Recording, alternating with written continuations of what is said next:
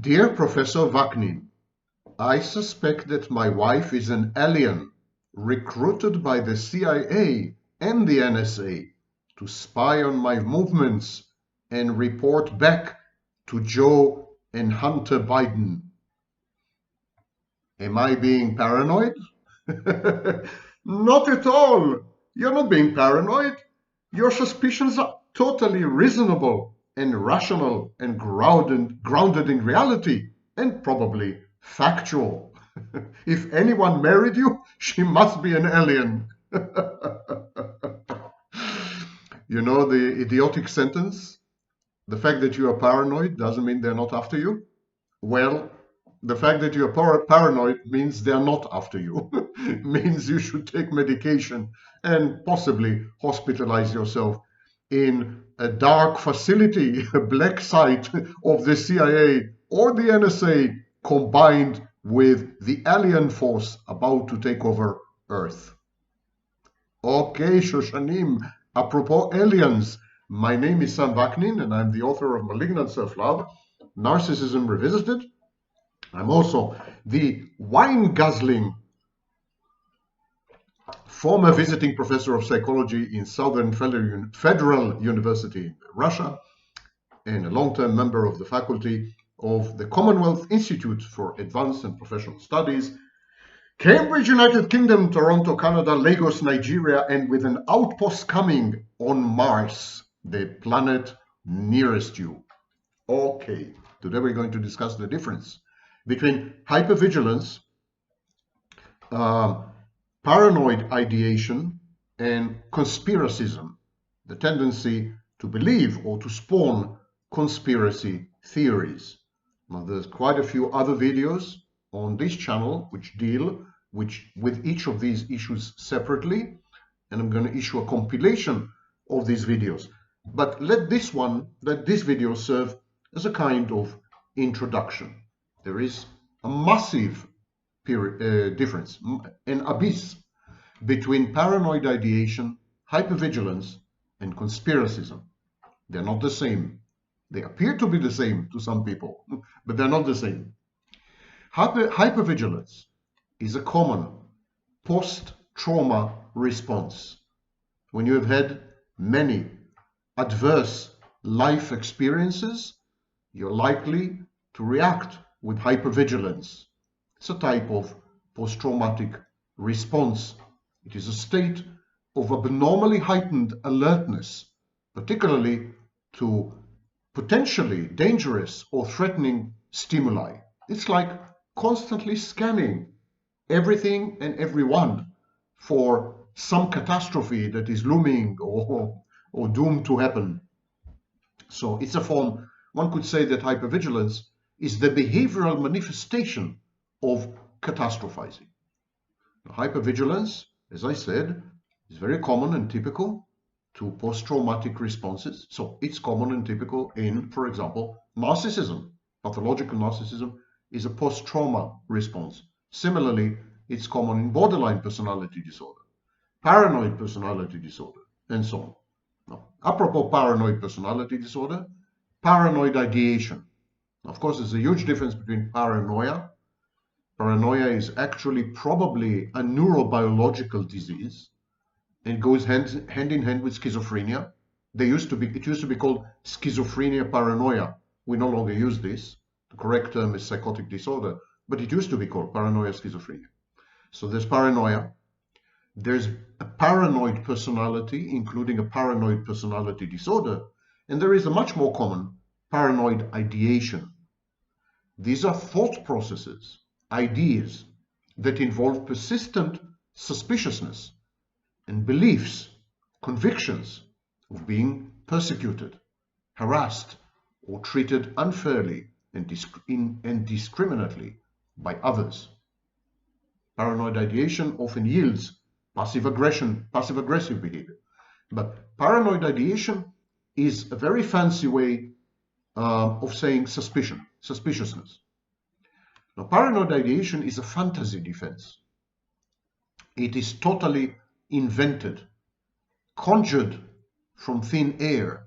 It's a piece of fiction. It's a narrative. paranoid ideation, to qualify as paranoid ideation, the ideas must be counterfactual. They must defy the facts or reality. So paranoid ideation involves impaired reality testing. It also involves confabulation.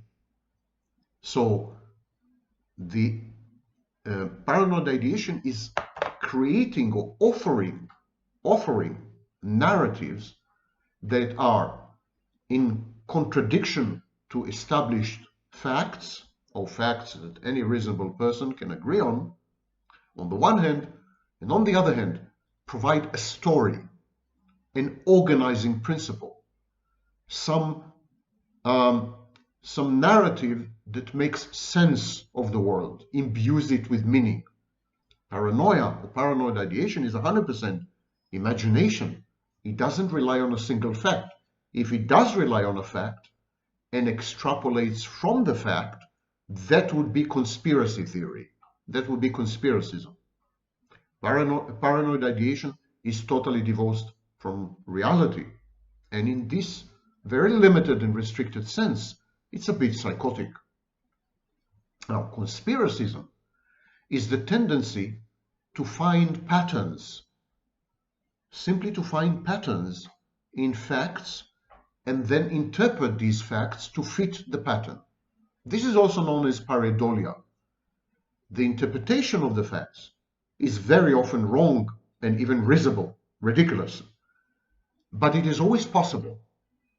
As distinct from paranoid ideation, which often presents with utterly implausible and even impossible scenarios, conspiracism and the fruits of conspiracism, known as conspiracy theories, they sound plausible and even possible and even likely. And conspiracism is a psychological tendency to develop conspiracy theories, and it involves, therefore, creativity and imagination. Now, reality testing in conspiracism is very interesting because in some respects the reality testing is impaired. The conspiracy theorist does not perceive reality properly as the vast majority of other people do. He sees patterns where there are none. He sees hidden causes, ulterior motives, occult agendas. He confabulates on the basis of these appearances or facts. So, on the one hand, there's impaired reality testing. On the other hand, conspiracism involves the accumulation and aggregation and organization of facts. Conspiracy theories are based on facts. Now, these facts are put in the wrong order and in the wrong pattern, in the wrong structure, and so they yield conspiracy theories, but these are still facts. So conspiracism is distinct from paranoid ideation. Paranoid ideation is not fact-based, and the reality testing there is totally short. Conspiracism is fact-based. It's just that the way the facts are perceived and then ordered and then interpreted is utterly wrong. Now, hypervigilance is a hybrid between paranoid ideation and a conspiracy theory. Hypervigilance involves a conspiracy theory. I am the center of attention. I'm the butt of mockery and derision and ridicule. I am the topic of gossip. This is hypervigilance. It involves what we call referential ideation, ideas of reference. And so, in some respects, there is hypervigilance involves elements of paranoid ideation, but these elements are then taken, mixed with facts, and they yield a conspiracy theory. So let me give you an example. You enter a room, you're hypervigilant. You're hypervigilant because you're traumatized, you have a history of trauma, and you developed hypervigilance as a trauma response. You enter the room, you scan everyone in the room. This is fact gathering. You're gathering facts. You notice that some of them are laughing in the corner, looking at you. That's also a fact. So in this sense, the whole thing is fact-based. But then you generate a conspiracy theory. They're laughing at me because they're looking at me. This is the outcome of hypervigilance. There's a lot of paranoid ideation there because that's not a fact. That's a wrong interpretation of facts. So hypervigilance is the bridge between conspiracism, which is more grounded, and paranoid ideation, which is on the border, on the verge of psychosis. But I mentioned that conspiracism involves creativity and imagination. So conspiracism is a form of psychoticism. Now, wait a minute. Do not confuse psychoticism with psychosis or psychotic disorders. Psychoticism is one of the three traits used by the psychologist Hans Eysenck in his famous PEN model. Psychoticism, extraversion, and neuroticism. It's a model of personality. And psychoticism in this model has nothing to do with psychosis. So when I say that you have elevated psychoticism or heightened psychoticism, I simply mean that one of the elements in your personality is more dominant than the other two. Now, psychoticism involves, according to Eysenck, creativity and imagination. It is a dimension of personality in Eysenck's dimensions, also characterized by aggression, impulsivity, aloofness, and antisocial behavior. It's called psychoticism because, as I've been saying for many, many, many years, both narcissism and psychopathy, exactly like borderline, are on the verge of psychosis. They are susceptible to psychosis, and even more so to psychopathy, antisocial personality disorder. So people with the conspiracism psychological trait are creative, imaginative, intelligent usually, and this means that the element of psychoticism in their personality is emphasized. But unfortunately, psychoticism also goes hand in hand with antisocial aspects of behavior, including aggression and impulsivity. Originally, Eysenck developed the factor of psychoticism to distinguish between normal individuals and people with schizophrenia or bipolar disorders.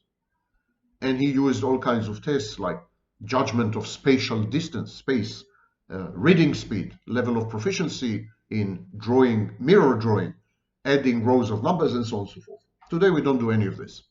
Today psychoticism is conceptually similar to the constraint factor in Telegen's three-factor model of personality. Telegen or Telegen, depending on the country. Three-factor model of personality.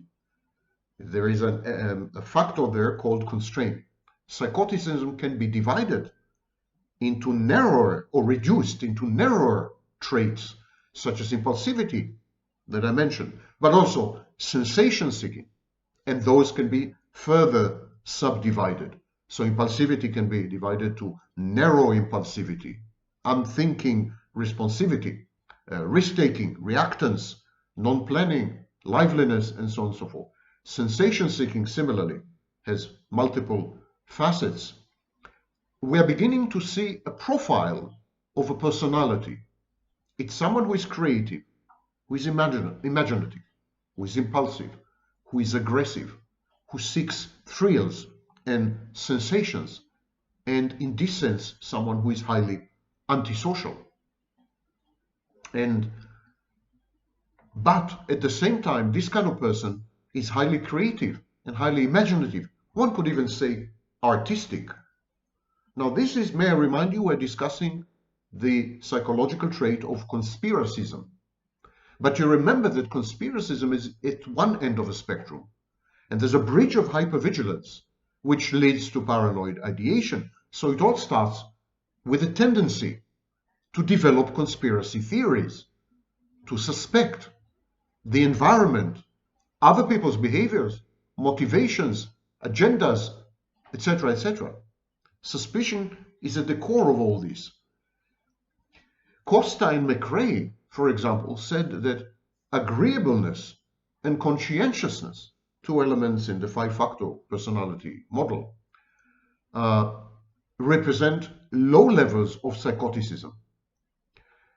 And so we can also say that people with heightened psychoticism, conspiracies, hypervigilant people, people with paranoid ideation, are less agreeable and less conscientious. Psychoticism begins to resemble very much a mild case of psychopathy or impulsive, unsocialized attention seeking, in the words of McRae and Costa. Okay, why do we have all this? Why do people end up being conspiracy theories or paranoid or hypervigilant and so on? Trauma, it could be individual trauma, it could be intergenerational trauma, it could be an environmental trauma, such as, for example, the COVID-19 period, or transition from communism, or 9/11, or a civil war. So trauma can be imported from the environment, can be appropriated by the individual. And so all these are reactions to trauma. When we try to make sense of an unusual environment, a new environment, an environment very high in uncertainty, indeterminacy, and ignorance, because we're ignorant of a new environment, or if the environment changes suddenly and abruptly, we are also ignorant. We can't predict the environment. It's very disorienting and terrifying. In such situations, we seek cues. We hunt for cues and signals and messages from the environment. For example, we intend to interpret other people's behaviors as some kind of message, some kind of signal. Now, in extreme cases, we tend to interpret every behavior as a signal or a message. There's the famous erotomanic delusion, when people develop a crush or fall in love with a celebrity, and then they interpret every action or inaction of the celebrity as a message intended for them. This is a form of inverted self-referential ideation. So, when the environment doesn't provide us with sufficient information, we hunt for this information, and then there would be a cue over perception. We would tend to perceive, or a signal over perception. We would tend to interpret everything as a cue or a signal, even when it's not. And this is, of course, a great description of suspiciousness. Mental health, because not all people with conspiracism are mentally ill, of course. Vast majority of conspiracy theories actually not mentally ill. People with hypervigilance are not necessarily mentally ill. Paranoid ideation is a border case, boundary case. So more people with paranoid ideation are mentally ill than not. But the vast majority of these people are actually mentally healthy. And the mental health is indicated by the ability to keep the hypervigilance or the conspiracism at bay, in proportion, in perspective. And one major telltale sign of mental health in the face of suspicion, in the face of hypervigilance, in the face of conspiracy theories, in the face even of paranoid ideation, one major sign is the ability to self-deprecate, to laugh at yourself, to realize how ridiculous you are, or to agree that other people may perceive you as ridiculous, even when you don't consider yourself as wrong. There's a simple procedure to counter hypervigilance and conspiracism and paranoid ideation. Ask yourself, how likely is it? It is possible. Even when it is possible, Ignore that. Ignore the fact that some theory can be possible. Ignore the fact that your hypervigilance may lead you to possibly real outcomes. Ignore the possible. Focus on the likely. It is possible, but is it likely? If it is not likely, immediately rule it out. Instantly rule out all unlikely scenarios, even if they are possible. Rule out the implausible. Rule out the plausible, even if it's possible. This is the opposite of Sherlock Holmes' dictum. Sherlock Holmes said, if you rule out the impossible, whatever is left, however implausible, must be true. And I'm saying exactly the opposite. You first rule out the implausible. Of course you rule out the impossible. But even when you're left with the possible, you rule out the implausible, the unlikely.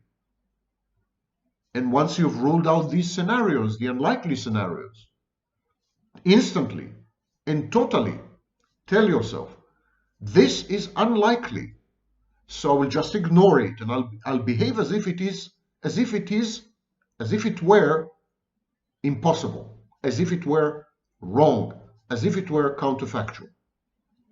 So you confront a situation, some people, behaviors, news, events, whatever. You confront a situation, you come across it, you gather information.